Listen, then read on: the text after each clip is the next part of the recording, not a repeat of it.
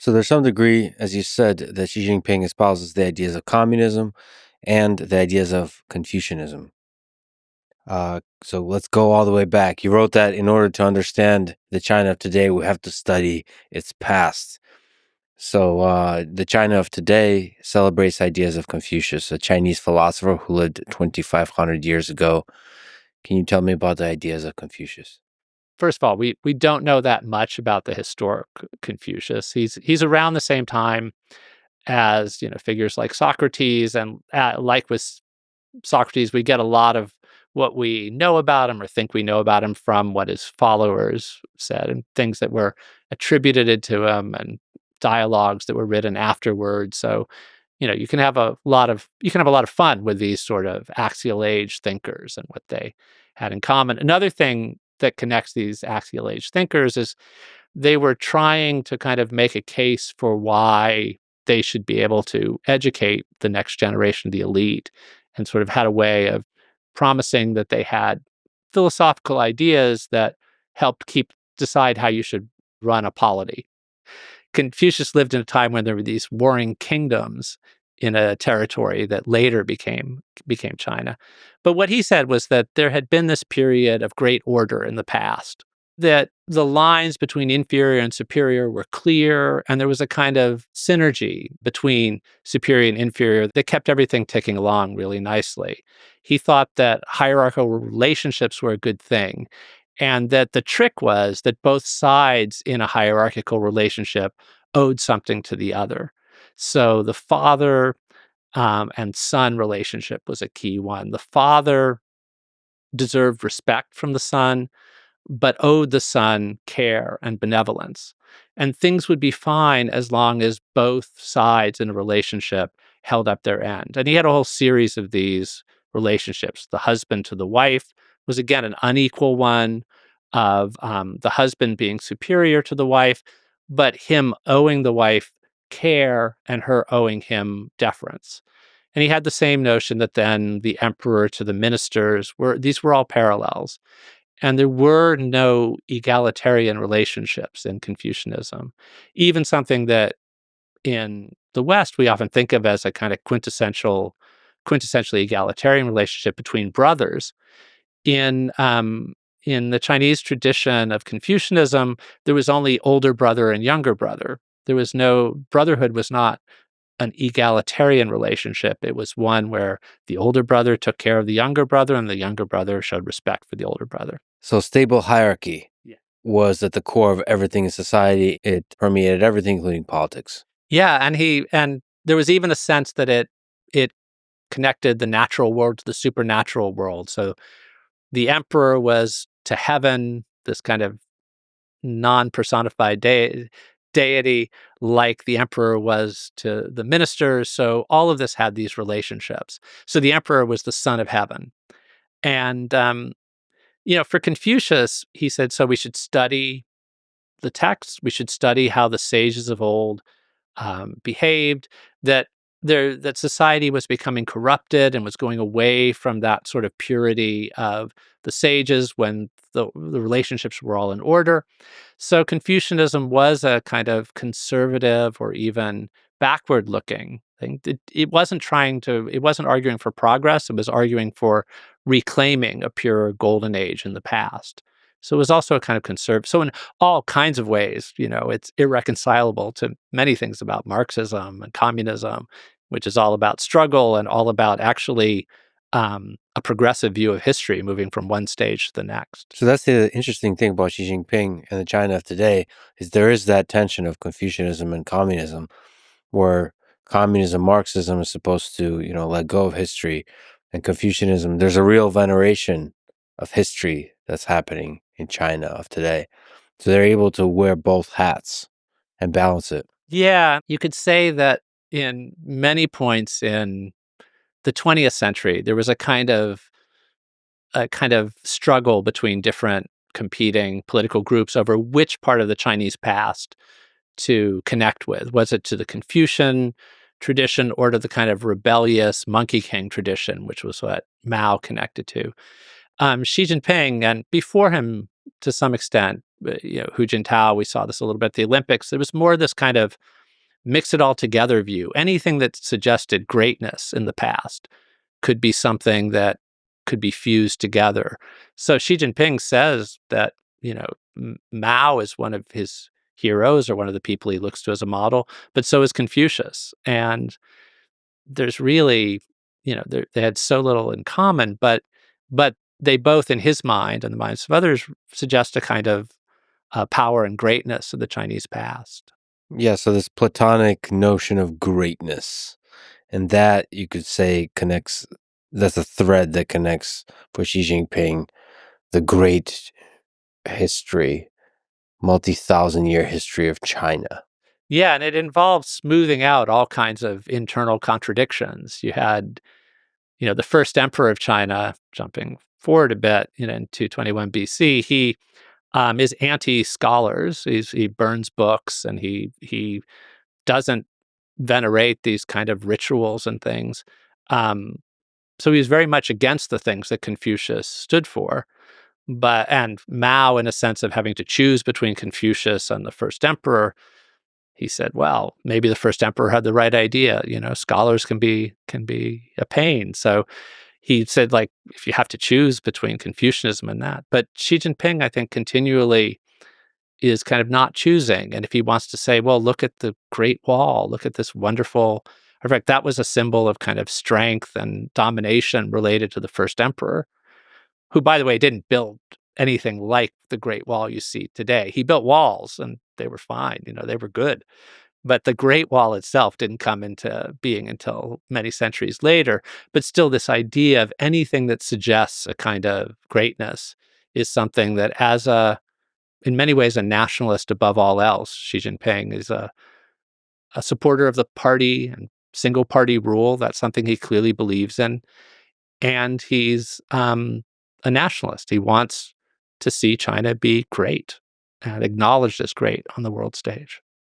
Boy, so many contradictions always. With Stalin, he was a communist, but also a nationalist, right? That contradiction is it also permeates through Mao and all the way to Xi Jinping. But if we can linger on Confucius for a little bit, you write that one of the most famous statements of Confucianism is the belief that, quote, people are pretty much alike at birth, but become differentiated via learning. So this sets the tradition that China places a high value on education and on meritocracy.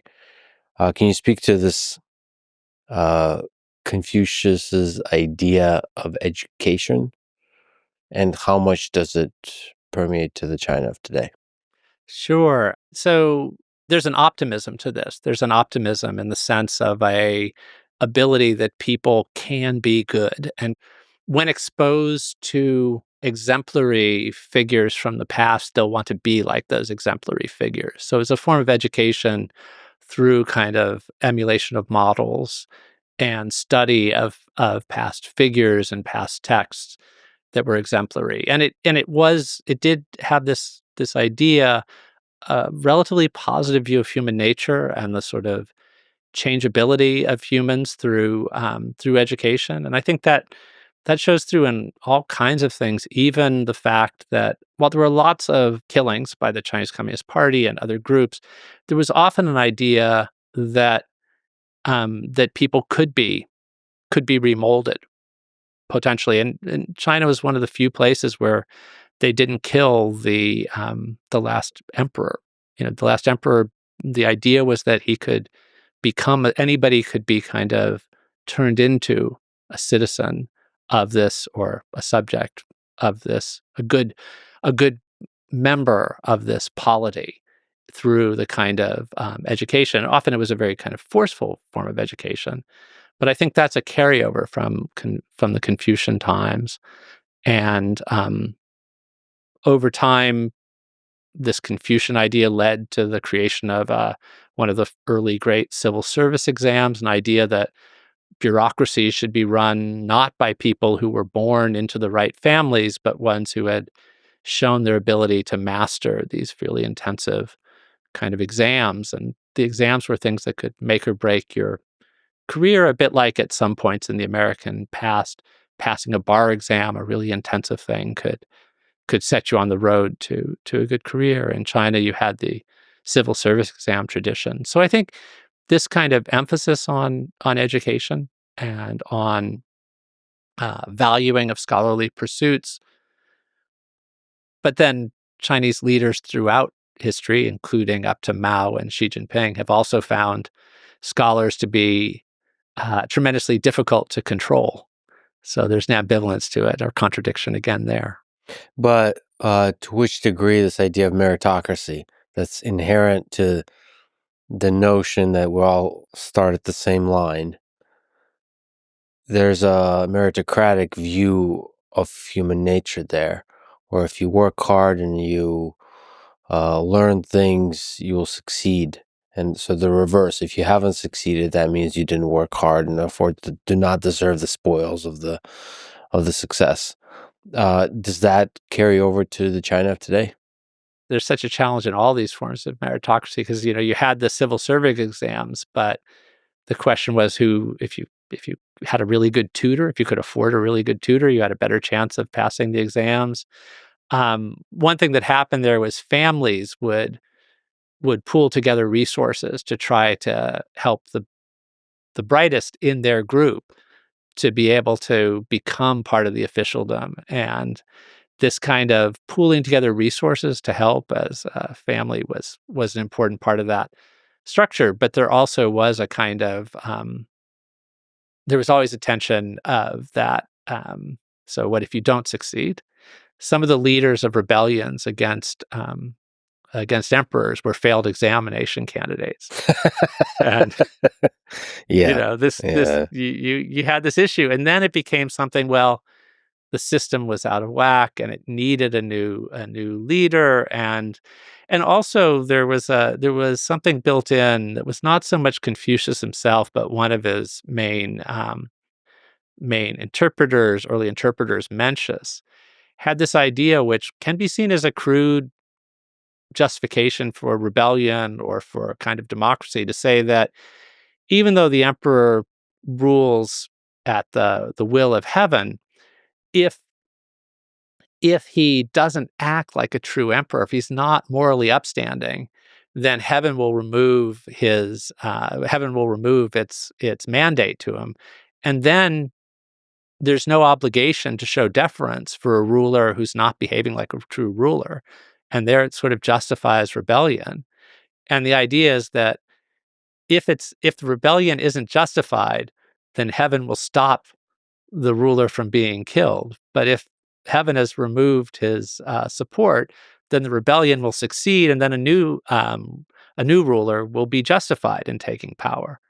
So it's an interesting sense that the universe in this Confucian view has a kind of moral Mhm. dimension to it, but it also it's when things actually happen that you see where the side of morality is. Okay, so it's meritocracy with an asterisk.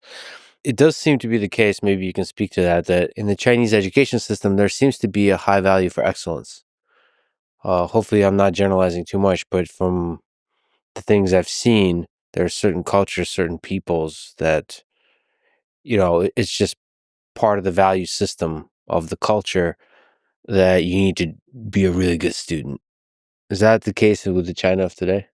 There's been a lot of emphasis on education and sort of working really hard and excelling at some subjects and having there isn't the civil service exam, but there is the Gaokao, an exam that really can determine where you get what kind of institution you get into.